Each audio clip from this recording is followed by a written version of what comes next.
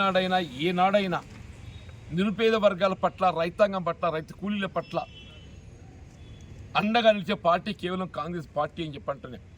రేపు రాబోయే ఒక పార్లమెంట్ ఎన్నికల్లో జాతీయ స్థాయిలో కాంగ్రెస్ ప్రభుత్వం ఏర్పడడం, అది ఇండియా కూటమి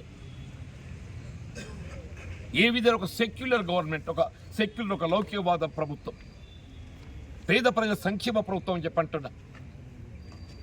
వీళ్ళ క్రూడ్ ఆయిల్ ధరలకు అనుగుణంగా అంతర్జాతీయ మార్కెట్లో ఏ విధంగా అయితే క్రూడ్ ఆయిల్ ధరలు తగ్గడం జరిగిందో, వీళ్ళ పెట్రోల్ డీజిల్ ధరలు ఏదైతుందో మీరు 2014 స్థాయికి 2014లో ఏ ధరలు అయితే ఉండనో పెట్రోల్ డీజిల్ ఆ స్థాయికి దాన్ని ఏదైతుందో వెనక్కి తీసుకెళ్లడం వీళ్ళ కాంగ్రెస్ పార్టీ యొక్క లక్ష్యం అని చెప్పంటారు.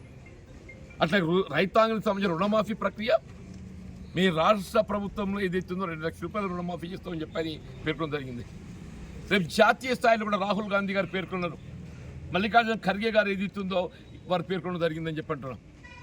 ఏ విధంగా తెలంగాణ రాష్ట్రంలో రైతాంగం రుణమాఫీ చేయడం జరుగుతుందని చెప్పి పేర్కొన్నారో, జాతీయ స్థాయిలో కూడా అప్పులు నెట్టబడ్డ రైతాంగానికి మరి రుణవిముక్తులు చేయాలనే భావనతోని వీళ్ళ గత ప్రభుత్వం ఎన్డీఏ ప్రభుత్వం ఏదైతుందో ఏ విధంగా మీరు బడా పెట్టుబడిదారులకు బ్యాడ్ టెప్స్ తొలగించే విధంగా రైతు కల్పించిందో, సామాన్య రైతాంగానికి ఏదైతుందో వారికి అవకాశం కల్పించడంతో చెప్పండి.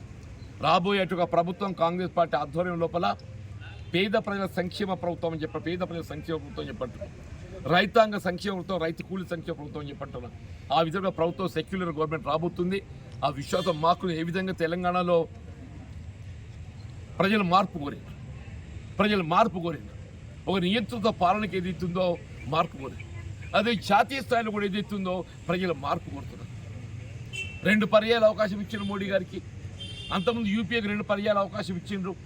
వీళ్ళు మోడీ గారి ప్రభుత్వం ఏదైతుందో గత యూపీఏ ప్రభుత్వంతో మనం పోల్చి చూసినట్టయితే వాళ్ళు ఎక్సెప్ట్ నినాదం తప్ప కార్యాచరణలో ఏదైనటువంటి ఒక అభివృద్ధి సంక్షేమాలు లేవు అనేటువంటి భావనతో మార్చబోతున్నారు. కాంగ్రెస్ ప్రభుత్వం రాబోతుందని చెప్పని పేర్కొంటున్నారు.